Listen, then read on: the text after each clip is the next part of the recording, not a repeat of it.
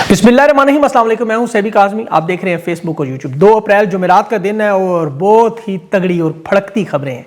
ये रात गए जो कुछ हुआ है, ये वीडियोस मेरे साथ चल रही होंगी शायद, और ये वीडियोस की मैं आपको बताऊं, ये मगरबी मीडिया की हैं। पहले खबरें आपको बताऊं जो ईरान ने रात भर किया, जिसे अमेरिकी मीडिया तस्लीम कर रहा है कि तारीख के सबसे बड़े हमले। डोनाल्ड ट्रंप को खिताब करना पड़ा, ईरान पर तारीख का बड़ा हमला करने का ऐलान करना पड़ा, और ईरान ने जवाब में 120% इजाफा करने का दावा किया है। अरब अमारात में आज हज़ारों अमरीकी फौजियों का मिडल ईस्ट पहुंचने पर इस्तकबाल भी, जो इस बात का सबूत है कि ईरान ने क्यों निशाना बना रहा है। और ईरान के साथ लेबनान ने लॉन्ग रेंज के नए तर्ज के मिसाइल रॉकेट ड्रोन की नई खेप। दुनिया हैरान कि ये कैसे कहाँ से आ रहा है। अमरीका का नायाब तरीन तैयारा जो दुनिया में सिर्फ 12 हैं तबाह, और फौजी ओहदेदारान के इजलास में किस तरह बड़ी बिल्डिंग में ईरानी ड्रोन पहुंच गया। बहरीन अरब अमारात के अड्डों पर अमेज़न की बिल्डिंग पर जो हुआ वो तफसील आपको बताऊंगा। लेबनान इस वक्त मौत की वादी बना हुआ है। और बड़ी खतरनाक खबर जो सऊदी अरब में इस वक्त शहजादे रजीम चेंज के लिए सामने आ रहे हैं। बड़ा मंसूबा है, इसमें साबिक पार्लियामेंटेरियन और बरतानवी सहाफ़ियों ने बताया। और अमरीकी वज़ीर ख़ारजा ने ईरान की सलाहियतों का कि इनके पास असल में है क्या एटम के अलावा, जो मगरब परेशान है। इसके साथ पाकिस्तान में खान की बहनों की कॉल है। सुहेल अफरीदी में 10,000 लोगों की अडियाला आमद तोक़े। और 9 अप्रैल को तहरीक इंसाफ कश्तियाँ जलाते हुए पिंडी जलसा खान रिहाई लॉन्ग मार्च का फाइनल ऐलान। सुहेल अफरीदी ने क़यादत और इख्तियार अपने हाथ में लेने का मुतालबा किया है। ये तफसील सब खबरों की बात करते हैं। सबसे पहले देखें, नेतन्याहू ने सुबह 6 बजे ऐलान किया कि जी हम दुनिया की एक सुपर पावर बन चुके, अब हमें कोई छू नहीं सकता, हमारा एयर डिफेंस सिस्टम नाकाबिल तस्खीर है। कहने की देर थी, ईरान ने वो कर दिया जो जंग की 33 दिनों में नहीं हुआ। उसका सबूत अमरीकी मीडिया दे रहा है। ये मेरी तरफ से खबरें नहीं, याद रखें, ये फॉक्स न्यूज़ देखें आप। ये अल्फाज उन्होंने क्या इस्तेमाल किए? पाउंडेड, मतलब कुचलना। उन्होंने अल्फाज इस्तेमाल किए मिसाइलों की बारिश। फिर इसराइल की मीडिया ने कहा कि ये इसराइल की तारीख का सबसे बड़ा हमला। ईरान ने क्लस्टर म्यूनिशन इस्तेमाल किए, पूरे शहरों में फैले, और रात को फिर मिडल ईस्ट में। इसराइल बिल्कुल ऐसे बना हुआ था जैसे शबरात हो या फुलझड़ियाँ आपको नज़र आती हैं, या साले 9 के जश्न में वो पटाखे आपको नज़र आते हैं। फ़र्क सिर्फ ये था कि ये 3-3 मंजिला यानी 52 फुट और 16,000 किलो वजनी और 700 से 1200 किलोग्राम बारूद लेने वाले मिसाइल थे। जो 4 मंजिला भी कहीं थे, 59 फुट के मिसाइल भी, 23,000 किलो वजनी मिसाइल। अंदाज़ा करें, इसके अंदर हज़ारों किलोग्राम बारूद, और तेज़ इतना कि आँख छपकते हुए गिर जाए। और ये तमाम, जैसे मैंने कहा कि मगरबी मीडिया बता रहा है, उनकी रिपोर्टिंग है। क्योंकि ईरान के मीडिया या ईरान के हामी या उससे मोहब्बत करने वालों की अगर मालूमात रखें वो तो आप ज़ाहिर परेशान हो जाएं। लेकिन वहाँ चूँकि मगरब में मीडिया बैन है, इसराइल में भी, इसलिए मालूमात नहीं आती। इन हालात में जो मामला बाहर आ रहा है, जो फॉक्स न्यूज़ कह रहा है, जो अल्फाज वो इस्तेमाल करें, तो वीलॉग की हेडिंग्स होती हैं आमतौर पर, मेरी टीम बनाती है। जो इसराइल के हाथों जो तारीख देखें, ये तफसील अगर मैं आपको बताऊँ कि होश उड़ जाए कि हुआ क्या, कि ईरान सीज़ फायर और मुज़ाकरात ये क्यों नहीं मान रहा, कि इनके पास वो हथियार हैं, वो ताकत है, जिसका खौफ डोनाल्ड ट्रंप की तकरीर में नजर आया। उसने कहा जी हम तारीखी हमला करेंगे। मार्को रूबियो ने कहा हम पत्थर के दौर में भेजें। अब पत्थर के दौर में भेजने का मतलब न्यूक्लियर हथियार, और उसके अलावा नहीं है। वो मैं आपको आगे तफसील वो भी बताता हूँ। ईरान की ताकत इनके काबू में नहीं है। इनके जो बयानात, दावे जो डोनाल्ड ट्रंप ने नेटो को कहा कि कागजी शेर हैं, ये खुद इस वक्त नजर आ रहे हैं। पेपर्स पर आप अमरीकी ताकत देखें, बहरिया की, फ़ज़ाई बरी फौज इसराइल और अमेरिका की, तो आप परेशान हो जाए, इतनी बड़ी ताकत है। लेकिन ईरान ने जो हमले किए रात को 33 दिन में जंग में, अब तक दुगनी तादाद में बैलिस्टिक मिसाइल इसराइल और अमेरिकी अड्डों पर मारे। और ये इन्होंने कहा था ना कि हम इसराइल के, अमेरिका के वो जो सियासतदान हैं, मशहूर लोग हैं, पार्लियामेंटेरियंस हैं, फौजी सरबराहान हैं, जिन्होंने हमारे रहनुमाओं के घरों पर हमले किए, आज उनके घरों पर बाकायदा बैलिस्टिक मिसाइल से हमले कर भी दिए। इसराइल के जनूब में तेल अवीव में, वहाँ शहर है बोलोन, 2 लाख की आबादी है। यहाँ बगैर रुके जिस तरह ईरान के मिसाइल गिरे थे, और ये दावा किया जा रहा है कि ये शहर तकरीबन तबाह हो गया। उसके बाद जो वीडियोस इसराइल के लोगों की सड़कों पर निकलने की आई, इसमें जो वो रोते हुए, चीखते हुए नजर आ रहे थे कि हमारे बंकर्स के अंदर जो बहुत से ऐसे लोग हैं जिनके पास ना खाना है, ना पानी है, ना टॉयलेट की सहूलत है, और हर तरफ लोग बिखरे पड़े हुए हैं। मगरबी मीडिया तो ये कवरेज नहीं दिखाया कभी भी। इसराइल, अरब अमारात हो, सऊदी अरब हो, यहाँ तो पाबंदी का ये आलम है कि 5 साल सजा है एक तस्वीर पे, फिर भी ये मामलात आपके सामने आ रहे हैं। और जो अमेरिका को भी देखे, जो बड़ा धचका लगा, जो इनके चैनल फॉक्स न्यूज़ ने खुद बताया कि इनके एक जदीद तैयारों में, आपको पता है फ़ज़ाई कमांड तैयारा है E3 सेंट्री। ये वो तैयारा है जो उड़ता हुआ एक रडार सिस्टम है। पूरी दुनिया में बहुत कम जहाज़ बनाए जाते हैं, इसे बनाने में सालों साल लगते हैं, और फिर ये इसकी सलाहियत है कि सैकड़ों किलोमीटर तक फ़ज़ा में ये लोकेट करता है जहाज़ों को। यानी आप कहें आसान अल्फाज में, फ़ज़ाइया की आंखें और दिमाग हैं। 500 मिलियन यानी तकरीबन आधा अरब डॉलर का ये जहाज़, اور یہ تباہ ہونے کے بعد امریکہ کو یقین ہو گیا کہ یہ جو روس نے یوکرین میں انہوں نے حمایت کی اس کے بدلے میں ہوا ہے. یہ صرف 12 جہاز ہیں, فرانس, برطانیہ اور سعودی عرب کے علاوہ کسی کے پاس نہیں ہے. اسے اس لیے بڑا محفوظ رکھا تھا, لیکن جس طرح ایران نے پریسیشن حملے سے اسے تباہ کیا, یہ ان کے لیے بڑا خطرناک. پھر تل ابیب کے اندر جو فوج کے ہائی رینکنگ افسران کا ایک بہت بڑا اجلاس پارلیمنٹ کی بلڈنگ میں, اپارٹمنٹ کی ایک بلڈنگ میں ہو رہا تھا. یہ ذرا غور سے سمجھیں, یہ ایران کو وہ انٹیلیجنس ملی کہ یہاں وہ لوگ شامل ہیں جنہوں نے ان کے رہنماؤں کی شہادت میں اہم کردار ادا کیا. ایران نے دعویٰ کیا تھا کہ ہم ان کے گھروں پر حملہ کریں گے, وہ پھر ثابت کرتا ہے. اور یہ اسی طرح کا دوسرا درست نشانہ ایران کے ڈرون کا جس نے اسرائیل کو پریشان کیا کہ ان کے پاس یہ انٹیلیجنس اور یہ ہتھیار کہاں سے آ رہے ہیں. وہ میں آپ کو آگے چل کے اس کی مارکو روبیو کی بتاتا ہوں اسٹیٹمنٹ بھی, جو اس نے ویڈیو اسٹیٹمنٹ جاری کی ہتھیاروں کے متعلق. لیکن یہ چین اور روس کی مدد کے بغیر ممکن نظر نہیں آتا. واقعی اسرائیل کی میڈیا نے جو اعلان کیا تھا کہ ایران کے پاس تو صرف 128 میزائل لانچر بچ گئے ہیں, لیکن جو رات کے بمباری ہوئی وہ تو کچھ اور ہی کہانی بتا رہی ہے. یہ تو اگلے 5 سال تک ایسے حملے کر سکتے ہیں, کیونکہ پاسداران انقلاب نے دعویٰ کیا تھا کہ اب ہم حملے جو ہیں وہ خالی جگہوں پر نہیں کریں گے, اب ہم وہاں کریں گے جہاں شہری آبادیاں ہیں, کیونکہ ہماری شہری آبادیوں پر حملے ہو رہے ہیں روز. اور پھر اسرائیل کی جو ابھی ویڈیوز آ رہی ہیں وہ ساری کی ساری شہری آبادیوں میں نظر آ رہی ہیں. اسرائیل کے وسط میں بالکل تل ابیب کے وہاں 10 بیلسٹک میزائل لگے ہیں, اور ان کا وزن اور بارود میں نے آپ کو بتایا بھی. اب آپ دیکھیں کہ ایران میں 38 بیلسٹک میزائل ایک دن میں چلانا کا نیا ریکارڈ. یہ پہلے چلائے جانے والے میزائل جو تھے وہ بنسبتاً کم چلائے جاتے تھے. اب چونکہ یہ میزائل وہ پہلے چھوٹے بھی تھے, یہ جو بیلسٹک میزائل ہیں یہ بڑے ہیں سائز میں بہت. یہ بیچ میں ایران نے جو وقفہ دیا ایک دن میں 3 میزائل, یہ ان کی حکمت عملی ہے, کیونکہ جانتے ہیں جنگ اگر لمبی ہو جی تو اسلحہ بھی بچانا ہے.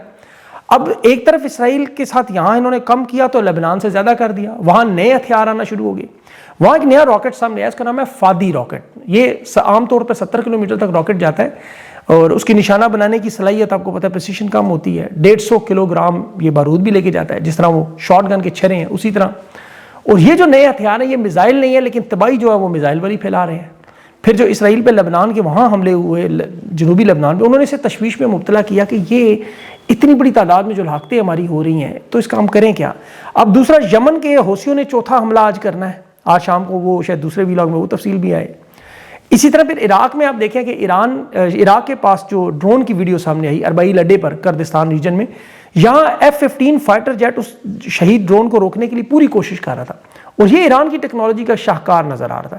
یہ انہوں نے کیسٹرول کمپنی ہے, شیل کی طرح کی پیٹرول کی بہت بڑی, وہاں حملہ کیا اور آگ ہی آگ نظر آ رہی تھی. پھر بحرین میں ایمیزون, آپ کو پتا ہے بہت بڑا نام, ہیڈ کوارٹر ان کا, انٹرنیشنل اداروں نے اس کی تصدیق کی کہ وہ تباہ ہو گیا. 5th فلیٹ پر ان کے جو اڈوں پر بیلسٹک میزائل گرے اور وہ دفاعی نظام کو توڑتے ہوئے کامیاب ہوئے.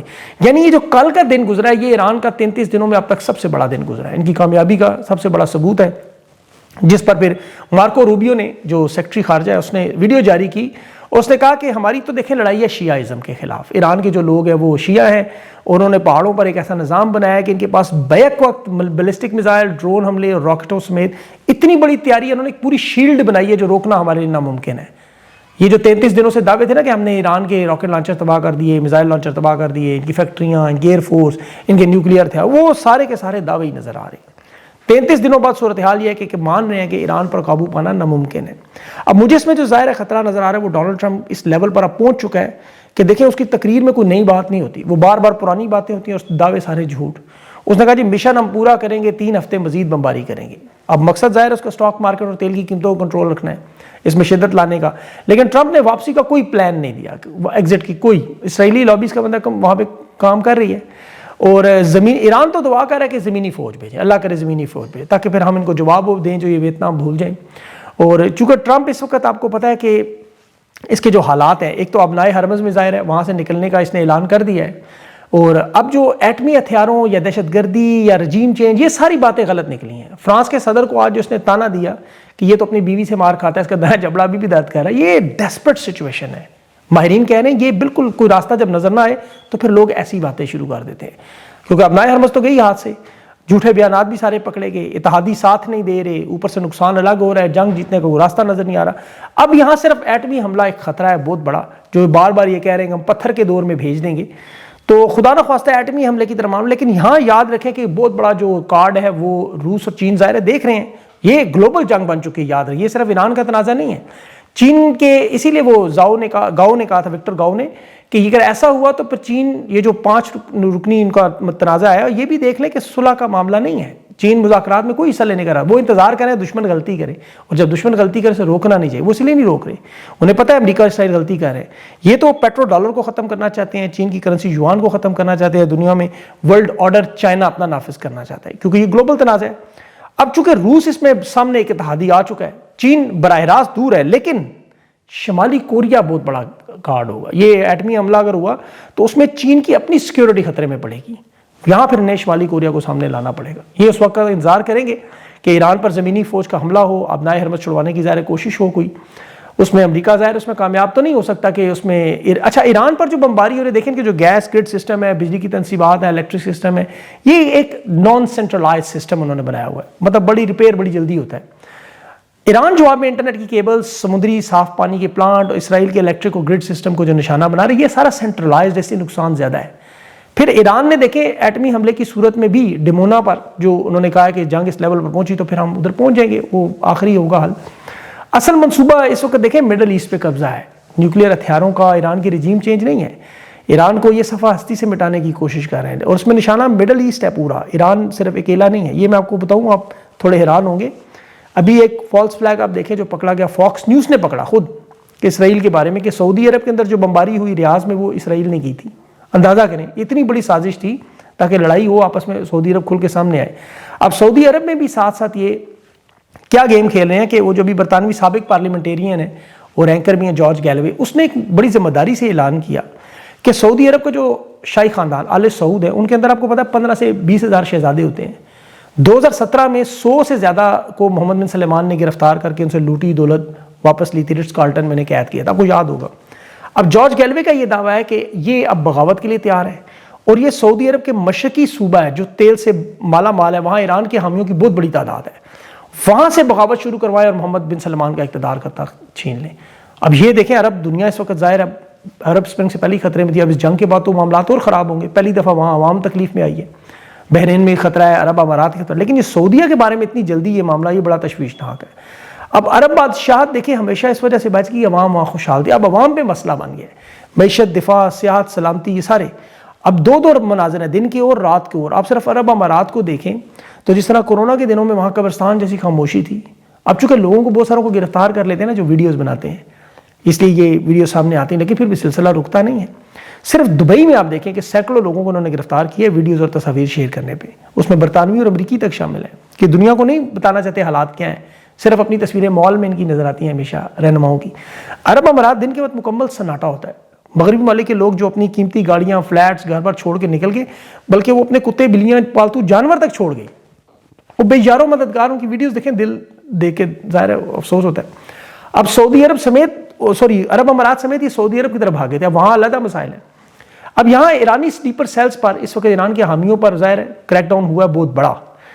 اب عرب امارات کے اس کریک ڈاؤن کی وجہ سے وہاں پر تشویش اپنے ملک کے اندر بہت بڑی بن چکی ہے، ایئرپورٹس پر جو ریلوے اسٹیشنز ہیں ان کو بند کرنا، ایک پینک پھیلا ہوا ہے، جاسوس ہونے کا خطرہ کہ یہاں حملہ نہ ہو جائے، مطلب یہ ایک بہت بڑی مسئلہ ہے۔ ابھی عرب امارات کی حکومت نے نوٹیفیکیشن جاری کیا ہے جو ایرانی موجود ہیں تنگ نہیں کیا جائے گا، یہاں 200 سے زیادہ قومیت ہیں، ہم سب کا خیال رکھیں گے، یہ معیشت کا حصہ ہے، کیونکہ وہاں ایرانی دھڑا دھڑ کاروبار بند کر رہے ہیں، اس سے ان کی معیشت کو بڑا نقصان ہو رہا ہے۔ کیونکہ ایک یاد رکھیں بات کہ عرب امارات میں 5 لاکھ ایرانی موجود ہیں، ان کے وہاں بزنسز بھی ہیں، ریسٹورنٹس ہیں، ریئل اسٹیٹس ہیں، ڈاکٹر انجینئرز ہیں، ایک بڑی کمیونٹی ہے، تو وہ ایک الگ بہت بڑا مسئلہ ان کے لیے بنا، اور یہی حال ہر جگہ ہے۔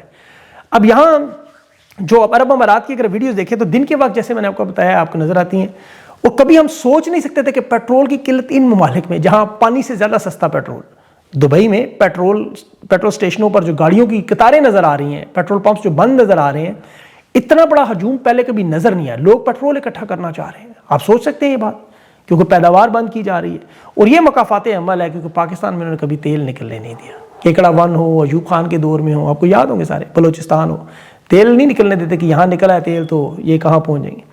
آج وہ خود یہ حالات سامنے کر رہے ہیں، پیٹرول مسئلہ لوگوں کے لیے، شہریوں کے لیے، پانی تو چھوڑیں، پانی تو ابھی ایران اس طرف گیا ہی نہیں، پھر یہ دبئی، عرب امارات، سعودی عرب، ابوظہبی، بحرین، قطر، یہ پانی کا مسئلہ نہ ایسے لائنیں لگی ہوں، مجھے تو اس وقت سے ڈر لگ رہا ہے۔ ایران تو اپنا کھل کر تیل بیچ رہا ہے، ان کے تو صحرا میں جو گاڑیاں نظر آئیں جہاں پر آپ کو پتہ ہے جمی ہوئی ریت نظر آتی ہے، وہ اسے دھونے کے لیے پانی کی جگہ پیٹرول استعمال کر رہے ہیں، اور ان کا پانی کا بھی اتنا بڑا مسئلہ نہیں، یاد رہے ان کے پاس دریا بھی ہیں، ڈیم بھی ہیں۔ اسی لیے ایران میں آپ کو کوئی ایسی پینک، کوئی ایمرجنسی کے حالات نظر نہیں آتے کہ راشن اکٹھا کر لیں، جان کو لوٹ مار کریں، جو جنگ میں ہوتا ہے عام طور پہ. وہاں لوگ دکانیں کھلی چھوڑ لیں، جاؤ جو لینا ہے لے لو، جنگ کے بعد پیسے دینا. رات کو وہ نکلتے ہیں سڑکوں پر، بلند آواز میں تسبیح پڑھتے ہیں، اللہ کا ذکر کرتے ہیں، اپنی فوج کا حوصلہ بڑھاتے ہیں، شہداء کو یاد کرتے ہیں. ایک ویڈیو تو بھی پاکستان کے حوالے سے بھی، پاکستان کی عوام کا انہوں نے شکریہ ادا کیا. اچھا یہ حکومت کا شکریہ نہیں ہے، یاد رکھیں، یہ جو پروپیگنڈا حکومت ہے، حکومت کا شکر، حکومت کس بات کا شکریہ ادا ہے؟ عوام نے جو، آپ کو پتہ ہے جو شہادت پر لوگ نکلے علی خامنہئی صاحب کی، اور گولیاں کھائیں امریکیوں سے، وہ اس کا شکریہ ادا کریں. اور ابھی ایران مسلمان ممالک کو دیکھیں، ملیشیا کے تیل بردار جہاز کو کتنی آزادی سے پروٹوکول سے نکال رہا ہے، ترکی کو انہوں نے تیل دیا. اور یہ اجارہ داری جو ہے تیل پر، اب مغرب کی آپ سمجھ، امریکہ کی آپ ختم سمجھیں. یورپی ممالک سے سبق سیکھ رہے ہیں، وہ پس پردہ ایران سے تعلقات بنا رہے ہیں کہ سانو تیل دے دو، خیر ہے باقی. اب اس میں پاکستان کی جو صورتحال، اس میں تو ہمارے لیے تو آپ کو پتہ ہے افغانستان کا بہت بڑا مسئلہ بنا ہوا، وہاں مذاکرات ایک نشست ہوئی ہے. یہ اللہ کرے آپس میں لڑنا بند کریں اور ایران کی طرف سوچے. اب یہ ظاہر ایک بہت بڑا معاملہ ہے جو اس میں، اب ویڈیو لمبی ہو رہی ہے، اب اس میں میں تفصیل میں نہیں جاتا.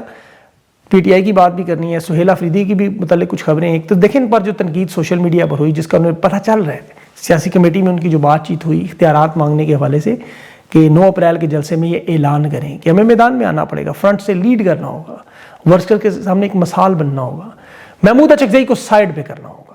دیکھیے بڑا اہم ہے. سہیل افریدی جانتا ہے کہ تحریک انصاف عمران خان کی، محمود اچکزئی کی نہیں ہے.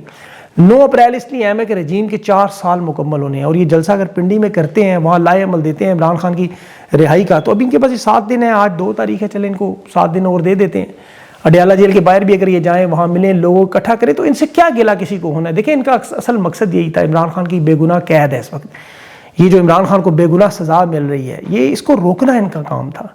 اب ظاہر عدالتیں تو بند ہو چکی ہیں، ورنہ پہلے تو ہم عدالتوں کی طرف جاتے ہیں. عدالتوں کے حالات آپ کے سامنے ہیں. وہ سہیل افریدی کی رہائی تحریک پہ، اچھا اس پہ بھی بڑی واردات ہوئی ہے کہ اعلان ہوا اور ساتھ ہی بندہ پہنچ گیا وہاں حاجی امین الدین خان کی عدالت میں کہ جی رہائی فورس قانون میں موجود نہیں ہے، اور اس نے فوراً آئینی عدالت، اس کو سیاسی عدالت بنا کے وہ کیس اٹھا لیا. بہرحال اس لیے تحریک انصاف کے پاس دیکھیں یہ بڑے اچھے معاملات ہیں، اور میرے خیال میں اسٹیبلشمنٹ کو عقل کرنی چاہیے اور یہ خان کے ساتھ معاملات کو بہتر کریں. یقین کریں ان کے پاس بڑا زبردست موقع ہے، یہ اپنے لیے بھی ایک زبردست فیس سیونگ لے سکتے ہیں جنگ کے بہانے، کہ دیکھیں جی دنیا کے حالات ہیں، ملک نازک دوڑ پہ ہے، دنیا نازک دوڑ پہ ہے، اڈیالہ جیل جائیں، خان سے ملیں، وہاں معاملات کو ٹھیک کریں. ساری جو اس وقت جو انہوں نے 3 سالوں میں تباہی بربادی کی ہے، اس پہ لائے عمل نکالیں. جنگ میں دیکھیں دونوں طرف جس طرح بھی ایران کا نقصان ہو رہا ہے، کل کو جب ٹیبل پہ بات چیت ہوگی تو جنگ کی جو تباہی بربادی ہے اس کی کچھ کمپنسیشن ہوگی، کچھ بات چیت ہوگی، کوئی کہیں نہ کہیں معاملہ نکلے گا. لیکن یہ ڈیڈ لاک چلتا رہا تو بے گناہ لوگ شہید. اسی طرح پاکستان کے بھی حالات یہی ہیں. تو اللہ کرے انہیں یہ عقل آئے. دعا ہے آپ سب بھی دعا کریں، اللہ تعالیٰ پاکستان پہ، ایران پہ، عمران خان پہ، اور دنیا میں جہاں بھی بے گناہ لوگ ہیں ان پہ اپنا رحم و کرم کریں. اگلی ویڈیو تک کے لیے مجھے اجازت دیں. اللہ حافظ.